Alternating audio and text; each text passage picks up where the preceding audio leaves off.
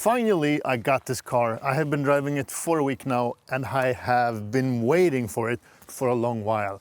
This is the Polestar 3, the best Polestar among all the models, according to me.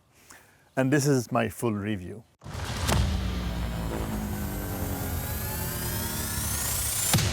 It's only electric.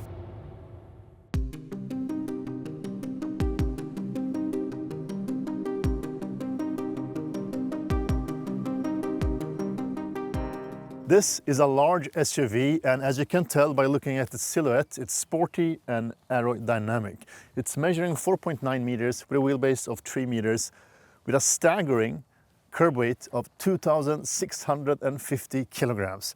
It's the all-wheel drive version with the long-range battery pack, which means that it has a very big pack with a gross capacity of 111 kilowatts and a net capacity of 107. The color is called Jupiter. It's kind of a champagne color. Since it's all-wheel drive, it has two motors, one at the front combined with one at the rear. Both are permanent magnet motors, each putting out 180 kilowatts. So the combined output, as this text says here, is 360 kilowatts or 489 horsepower, 840 Newton meters of torque. It's a quick car. It does 0 to 100 in 5 seconds flat and has a top speed of 210 kilometers per hour. And while sitting here at the side, just next to the wheels are extra. This is the 21-inch wheels, so staggered setup, 265s, 45 at the front, 295/40 at the rear. In this case, driving on Michelin Pilot Sport EV tires. As you see, the brake calipers is the performance pack brakes from Brembo. Amazing and grabby brakes, but this doesn't have the performance pack, but still has the performance brakes. To the frontal design, it's a very Volvo or Polestar-esque design here. As you see, the daylight running lights looking like Thor's hammer. Built in, there is a headlight unit delivering a 1.3 megapixel matrix LED light. Really good night driving. I love the contrast between this Jupiter and black trims.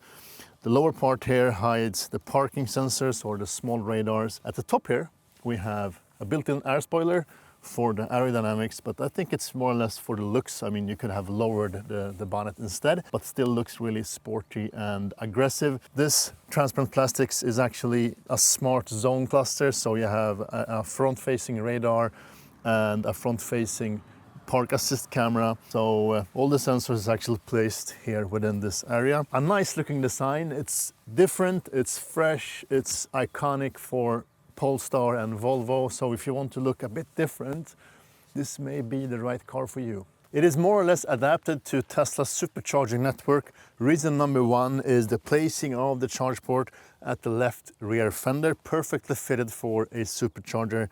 Reason number two is the 400 volt system with a max capacity of 250 kilowatts. That's the DC charging. 250 kilowatts is too high for a traditional CCS2 standard, which puts out 500 amps on 400 volts. That's 200 kilowatts. So to be able to achieve the 10 to 80% time in 30 minutes, you need to visit a Tesla supercharger V3 or V4. And we actually did that in the next upcoming video where we test the range, consumption, cabin noise and charging of this exact car. I put the link up here when that's available. When it comes to home charging, it has 3-phase support, 11 kilowatts, and the range of this car is up to 631 kilometers. This one though, running on the 21-inch rims, has 587. It's a bit of a different take for being a SUV with a high waistline and a low roofline, especially here at the back. You see it's sloping a bit, and this air spoiler is actually hiding its slopiness because it's a pass-through underneath here and also the airflow on top of it. It's equipped with two glass parts, one here on top and one here below. A classic taillight design with the taillight cutting through the whole rear end of the car with some nice graphics on top. A body-colored, very discreet Polestar logotype. The button for opening the boot is actually placed underneath here, so a bit lower. A different thing though is this, also unique for the Polestar 3. Kind of an air spoiler, looks a bit like an ear and misplaced because it's not open, but probably it has something to do with optimizing airflow, because I don't think it's only for the looks. If you know, let me know in the comments below. The lower black trims hides the parking sensors and makes the car look a bit more sporty. Total boot capacity 484 liters, and that's together with the storage amount underneath here. This is a practical thing. You can actually use these as hooks for your grocery bags, for securing those. And whilst talking about securing things, you have 4 hooks placed around the boot. Above this, there is a frunk with 32 liters of extra boot capacity. So all in all, not that great storage capacity. I mean, just about 500 liters. This one is very clever. As you just saw, you can just hit it and it folds away. Clever solution. Foldable seat split into 2 parts, 30/70, with a ski latch in the middle. You fold these ones manually, so there is no button for it here. For some extra convenience, you have a fully automatic tow hitch. That's extra, of course, with a tow capacity of 2.2 tons. So that actually makes up for the smaller boot capacity of the car. Adds a lot of practicality. And since this car is equipped with the dual chamber air suspension with active dampers, you can also lower the rear when loading or unloading. When you press that one, you raise it again. Just next to that, there is a 12 volt, 120 watts output. Let's check out the front. Frame doors with double pane windows, so acoustic glass here at the front and at the rear.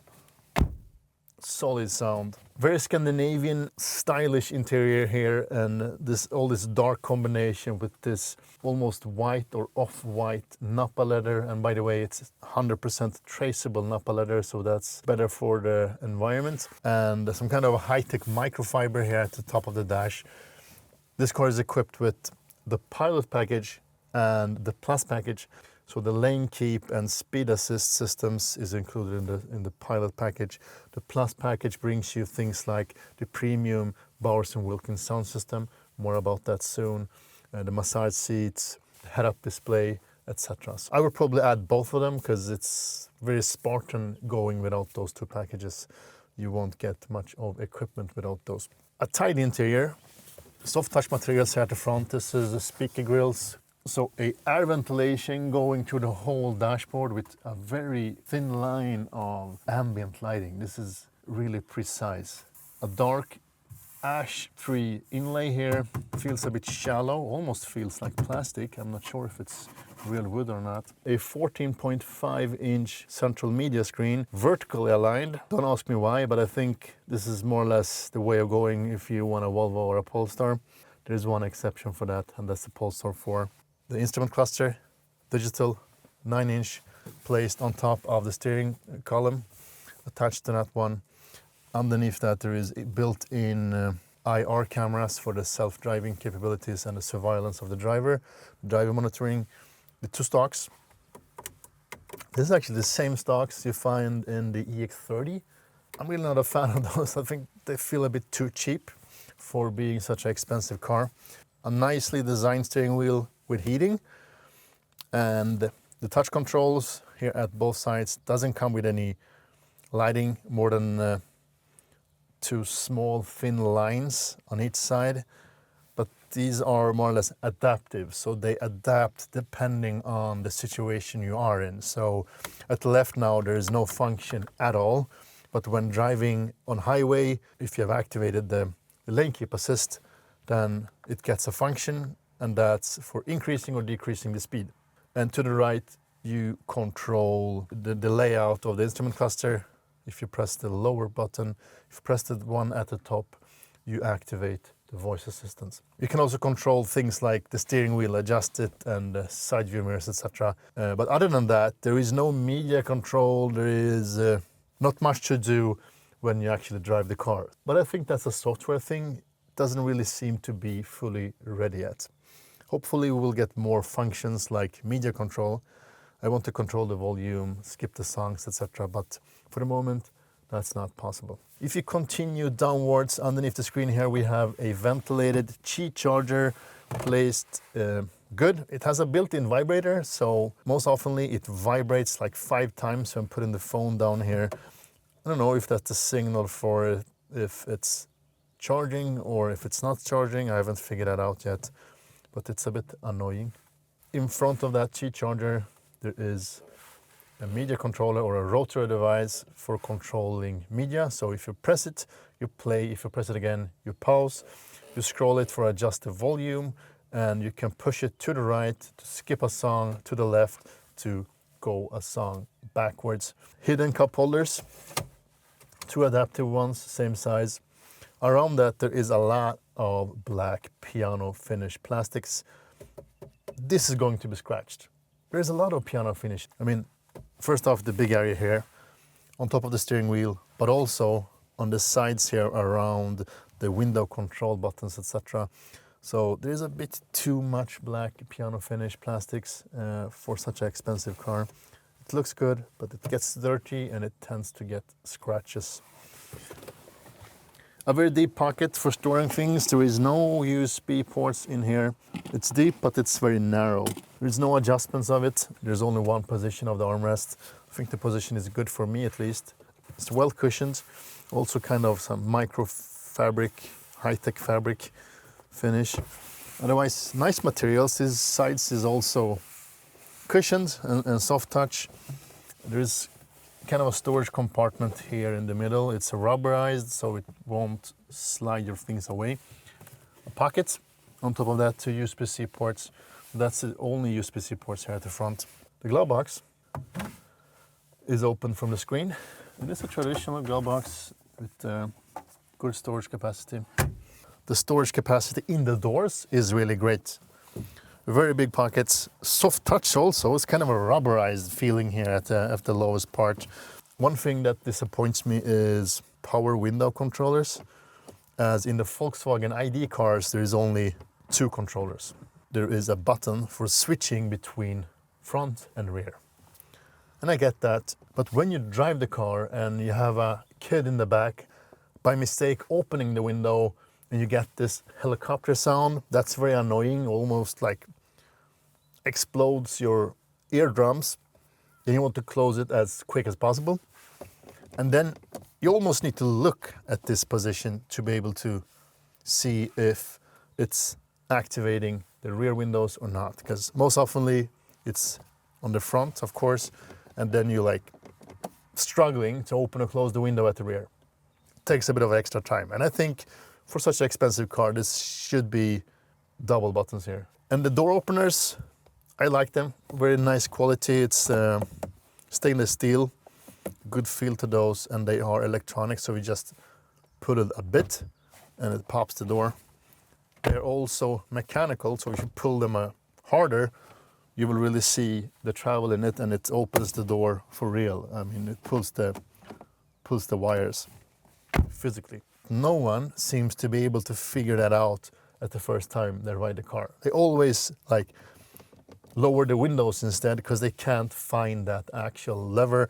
So everyone needs to be told how to open the door.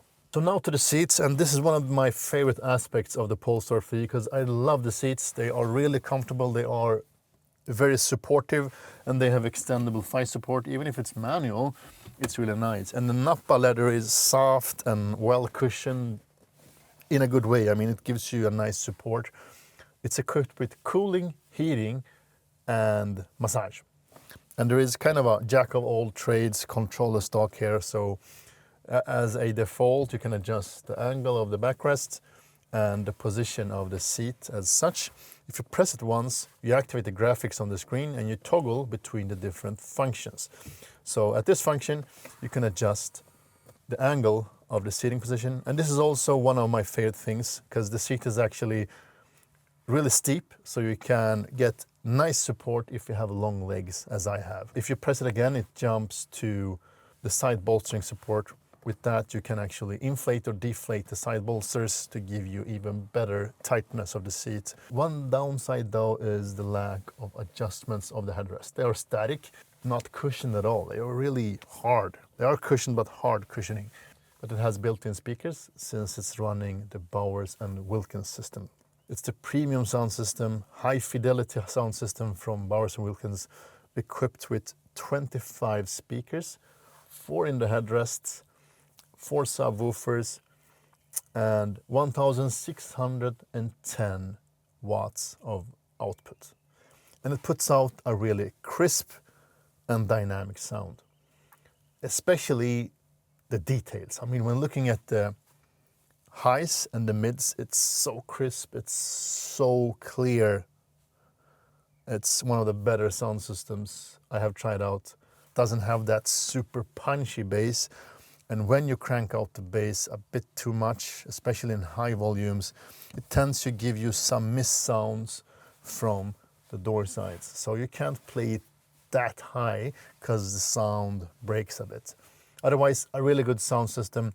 It is really not on par with the Bowers and Wilkins system in the XC90, the other Volvo cars. This feels a bit better, especially better tuned. It's a better balanced sound, and especially in high volumes. But all in all, a really good sound system, and the Bowers and Wilkins system is included in the Plus package. And I would recommend you to go for the Plus package and the Pilot package. Otherwise, you will end up having a pretty empty car when it comes to equipment. And to the back, the front seat is adjusted after my driver position, and I'm 193 centimeters tall. Solid sound as in the front, a bit more hollow, but solid. It's a solid build. And as you see, plenty of legroom. My knees are not touching. The seat is in the lowest position, but I'm still able to put my feet underneath the frontal seat. So good space for your legs. And when it comes to headroom, it is not super impressive, but I still don't touch the roof. I have 2.5 fingers of extra headroom before touching the headliner. And the sad thing is that you can't really adjust the angle of the rear seat. It's in a fixed position. So this is the only way you can go. I mean, the angle is good, but it's adding a lot of versatility if you really can adjust that one. So it's a bit sad to see that that's not present in such a expensive and anyway a practical car. The headrests though are softer, better cushioned than the ones in the front, but they're not adjustable. But for me, they are in a good position anyway. So the bench as such utilizes the same Nappa leather materials as in the front with the traced leather, 100% traced leather. But it is very flat, but that also makes it easier to position someone here at mid position. Heated seats in the 2 outer positions, not here in the middle. Thigh support, limited as in most EVs, but really not best in class. I think it's a bit to the lower side, I would say. And practical things here at the back, you have the controls, a small screen here at the rear at the midsection where you can turn on and off the heating in 3 levels for the 2 auto positions. And you have a 3rd climate zone here where you can control the temperature, and 2 manual air ventilations. Underneath that there's 2 USB-C ports for charging your devices and some premium pockets for storing things like phones and cables. When it comes to the materials as such, the doors are as in the front, cushioned here at the top, good materials. The piano finish is also present here. The door openers are working the same way as in the front. As soon as you get used to it, it makes total sense. And ambient lighting is integrated here too, so that's good to see. Defogging vents here at the B pillar for defrosting and defogging the windows. And these windows, as I said, is also double pane, so insulation glass at the back too. So all in all, I mean, it's a good back seat. You have things like reading lights. This time they're actually placed at the right position. And the nice thing with these reading lights is that if you long press it, you can actually dim the lights, and you can choose the amount of dimming you want for yourself. So that's not every light that has that, so that's bit of a premium feature. It does also come with a full-size panoramic glass roof as a standard, and there is no way to like dim it, or there's no built-in curtains, so it is what it is. It works like in the Tesla cars. It seems to be fairly dimmed, so it doesn't let in too much light, but in hot summer days or in cold winter days, it will probably struggle with the temperatures inside the cabin. So it's enough of talking about the interior and the exterior details. It's time to drive it, because I think the Polestar 3 really makes sense to push. This may be the best driver's car in this segment, and that's by a margin. It's so engaging to drive. Let me show you. Okay, so let me start by pushing it a bit. Oh, plenty of power, and I must say that the brakes, they are amazing. The brakes are on another level compared to a lot of other EVs. If you compare the brakes of this one with my Tesla Model Y Performance, the performance brakes on this one is a whole nother story. Even if the car is so heavy, the brakes are really snappy. And the steering, it is direct.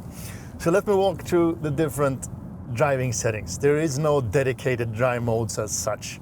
There's two main modes, one called range, the other one performance. So when we have it on range, it's more efficient and it doesn't give you all the power at once. So it builds up the power, and it builds up the power with a bit of a lag, and it's slow. So it's kind of a hockey stick buildup. So when I floor it now, it takes time, and now it's adding the power. So it's really building up the power slowly, but at the end, you get all of it. So it's harder to waste energy with quick accelerations because the latency is too high. So you immediately want to switch it to performance if you want to drive it more sporty. When switching over to performance, it's still kind of a half a second delay before it outputs the power and responds on the accelerator, but it comes a lot more quicker. It builds up much quicker than in range mode. You get the power, you get access to the power more quick. That's the two main modes. And then we have the steering, and we have three different steering modes: light, standard, and firm. And there is no reason whatsoever to drive it on any other setting than firm, because firm is still not super sporty firm, but it is, and it has more torque. It's a bit harder to turn the steering wheel, but it's still fairly soft. But the most important thing is that it gets more direct. You don't need to use as much steering as I do now on light. So on light, it feels like a bus more. You really need to turn the steering wheel to do small movements. If you change it to firm, the same movement is a lot easier, a lot more effortless, and a lot more direct than in light. So it gets so much more sporty when activating the firm steering. This may be the most important setting if you want to have a sporty drive. The next thing is the suspension feel. Also comes in three different modes: standard, nimble, and firm. And standard is the softest setting, as it sounds. Gives you kind of a body roll, but the suspension is really working hard to keep the car stable and straight. If you move over to the nimble, it's the mid setting. It gets a bit more nimble, yes, so the wording is good. But still, you feel the weight of the car. If you move over to firm, it gets a lot stiffer, it stiffens up. And if I push it here a bit, yes. It doesn't feel like a 2.6 ton car. It does not. With the steering on firm and the suspension on firm, this gets really fun, and it's so stable on the road. It's so straight, it keeps the car in a line, doesn't give you any body roll almost at all, and with the direct steering, this is a fun car to drive. And they really managed to tune the car in a very good way to keep it sporty and to like make the heavy weight of the car vanish. I mean, it doesn't feel heavier than my Tesla Model Y that weighs 2 tons. This weighs 650 kilograms more than my Model Y. There goes the phone. Okay. I think I pushed it a bit too hard. So we're gonna push it a bit too hard. Downside is that the Qi charger doesn't keep your phone in place. Lessons learned. So let's try out the last setting, and that's the one pedal driving setting. That's the regenerative braking. So as it sounds, it has one pedal driving. The first setting is off, which means that it doesn't only turn off the one pedal driving, it also turns off the regenerative braking. The recuperation is totally off, so just coasts. When I set it to low, it adds recuperation. And it's really slowly coming to a full stop. And it's using the friction brakes at the end. And let's set it to standard and see and feel the difference. Yeah, so it's a fairly big difference between low and standard. Just for your information, I always keep it on standard, especially when I drive in performance and firm mode, because I think you need to have it that way, otherwise you will struggle always pushing the brakes. It's good to have the regen and utilize the accelerator more. So this is actually my favorite setup. Steering wheel set to firm, suspension set to nimble, and of course performance or power delivery set to performance, one pedal driving to standard. That's the maximum way. This is my favorite setup. I wish there was a shortcut or driver's profile that you can like quickly toggle between your set of rules or your set of settings. That would really add to the experience of the software. A good thing with the driving dynamics is that they have used 2 motors with the same power delivery. So 180 kilowatts at the front, 180 at the rear. That makes the 4-wheel drive better, but also the driving experience feels more all-wheel drive for real. It doesn't only push the car, it also pulls the car, and you feel the power shift between the motors in a better way than having a 2 small motor at the front. So let's drive on some uneven surfaces and some gravel and potholes and see how the suspension actually behaves. The suspension is set to standard, and the insulation seems to be good. I don't hear that much gravel noise from the wheel arches, so that's nice. The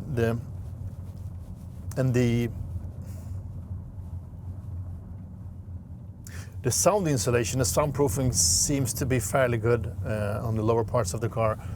The wheel arches doesn't seem to let in too much gravel noise. Same goes for the whole bottom part of the car. And the suspension also handles the uneven surfaces good. I mean, in standard, it's fine. If you put it into nimble or firm, you will end up having some back pain, I guess. It is a bit stressed in the vertical alignment. Makes a bit of a sound. So even if it's put to standard, it is really not soft. It's kind of a stiff suspension in all modes, while standard is like the most suitable setting for highway driving. I would keep it on standard as much as possible. But it's not the kind of suspension that makes you seasick. And compared to the Zeekr 7X I just tested out in Portugal a couple of weeks ago, it doesn't feel that much different. I think the 7X may be a bit softer in standard mode, but both are utilizing active dampers, so they actually adapt to the driving conditions. So even if you have the car in standard, it will stiffen up depending on the road conditions. That goes for both cars, so they're actually adapting the dampers depending on the conditions, which makes the car more agile when you push it and when you drive it a bit more towards comfort. Because I still think the biggest contender to this car is, or maybe, the Zeekr 7X. And that's a car coming from the same company, Geely. The mother company is Geely, owning both Polestar, Volvo and Zeekr. But this one is a lot more expensive than the Zeekr 7X, especially in the highest trim levels. It's almost 500,000 Swedish crowns as a difference when you go for this one and the highest spec Zeekr 7X. This one may feel a bit more sporty. It may feel a bit more nimble than the 7X, despite weighing like 150 kilograms more, because this one has the bigger battery pack. It has 11 kilowatts more total output or power capacity compared to the 7X. When it comes to road noise, I expected it to be a bit more silent. We did a cabin noise test, put the link up here, because it has active noise cancellation from the Bowers & Wilkins system. I really don't hear that, so I really wonder if that's active or not, because it doesn't make that big of a difference. Still feels like it puts out a lot of road noise from the tires. Because, I mean, to be fair, it has two 95s at the back, so that's probably expected. This kind of big tires on. It's time to summarize my experience with the Polestar 3. I have been driving it for a week now, and I really like this car. It's one of my favorites in a couple of aspects. Let me start with the price. Starting price is around 900,000 Swedish crowns or 75,000 euros. And for that you get the long range rear-wheel drive version without like the Pilot and the Plus package. This car is the all-wheel drive long range version, so it costs 1.2 million Swedish crowns or around 95,000 euros, depending on the market you are on. And I know that there is some campaigns and some discounts going on, so you can probably get the car cheaper. But with that said, it's still an expensive car. I mean, 1.2 million for this is expensive if you compare it to its sibling called Zeekr 7X. And you get a fully spec car with more equipment than this one has for 780,000 Swedish crowns. I mean, that's almost 400,000 less than you pay for this one. But what I like in particular is the driving dynamics of the car. I mean, despite weighing 2,650 kilograms, one of the heaviest cars I have tested out, partly due to the big battery pack, of course, it's still so nimble and there's plenty of power. So when you push it, when you drive on twisty roads, it really asks for more. It's so capable and it's still so nimble. The steering is direct. The air suspension is stiff and keeps the car straight. Doesn't give you any strange body roll, and the split between the two motors works really good because you have a lot of power at both ends, which makes the car sporty and very settled to the ground. So I love the driving dynamics. It's surprisingly good for such a heavy car. What I don't like is the software. I do like that they go all in when it comes to Android Automotive, but the software is not really ready yet. I mean, as I mentioned, the steering wheel buttons doesn't have any great functions. They are really lacking functionality. The customizations is limited. The settings of the car is limited. It has some bugs. I'm actually struggling with the the key fob. And this is like kind of a key fob you don't really need, because normally you connect your phone to your car with Bluetooth. So you don't need this. This is just extra. It doesn't always lock the car when I leave, for instance. It doesn't always unlock the car when I approach the car. But what I want to say is that the Polestar 3 still suffers from some software issues with such a big battery pack for long travels. I also want it to be easy to preheat the battery pack. There is no manual setting for that, for instance. It's somewhat built into Google Maps, and you need to trust that Google Maps understands when to heat the battery for you. It probably does, because I did a charging test and that went good. But still, that's functions I want to have. And at least I wanted to tell me that, okay, listen, I'm warming up the battery pack because it's too cold outside. Don't worry, we're gonna charge fast anyway. Another thing that's both good and bad, I can't really decide, and that's the choice of 400 volt charging. The upside of that is that they are really maximizing the potential of 400 volt charging, because it has a top speed of 250 kilowatts. And as I said in the beginning of the video, the CCS2 standard only supports 200 kilowatts because it's equipped with 400 volt, 500 amps. If you go to a supercharger though, a Tesla supercharger, you will lower that time to 30 minutes and you will see the top speeds just about 250 kilowatts. And that's a good side, because they have actually adapted the charging to the world's biggest charging network. That's a good thing. The downside of that though, going 400 volt for such a big pack, is that you're really lacking the newest technology. I mean, I really think that high-tech cars, expensive cars, should come with a 800 volt charging capability, especially cars with big battery packs.